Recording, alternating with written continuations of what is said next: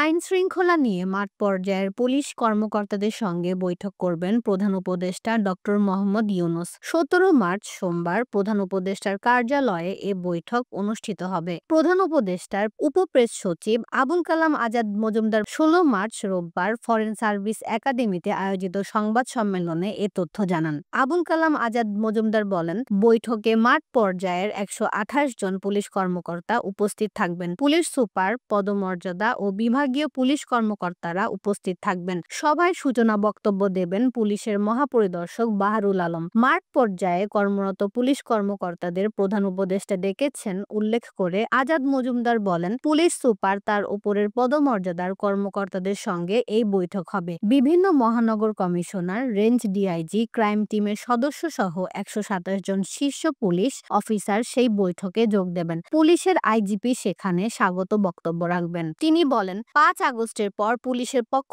থেকে নেওয়া বিভিন্ন উদ্যোগের কথা প্রধান উপদেষ্টাকে জানাবেন। একই সঙ্গে পুলিশের মোরাল অ্যাক্টিভিটিস ফিরিয়ে আনার জন্য কি কি উদ্যোগ নেওয়া হয়েছে তাও অবহিত করবেন। সভায় বিভিন্ন সময় ঘটে যাওয়া অপরাধ এবং প্রকৃত তথ্য নিয়ে আইজিপি কথা বলবেন উল্লেখ করে আজাদ মজুমদার বলেন, মাঠ পর্যায়ে ৬ জন শীর্ষ কর্মকর্তা ফোকাল পয়েন্টে সেখানে কথা বলবেন। তারা নিজেদের সমস্যা, চ্যালেঞ্জ, ট্র্যাকিং, বেস পুলিশিং, শিল্প পুলিশ সহ নানাবিধ বিষয়ে আলোচনা হবে। প্রধান উপদেষ্টার পক্ষ থেকে পুলিশকে কিছু নির্দেশনা দেওয়া হবে। এটি বিশেষ সভা, এর আগে কখনো এ ধরনের সভা হয়নি।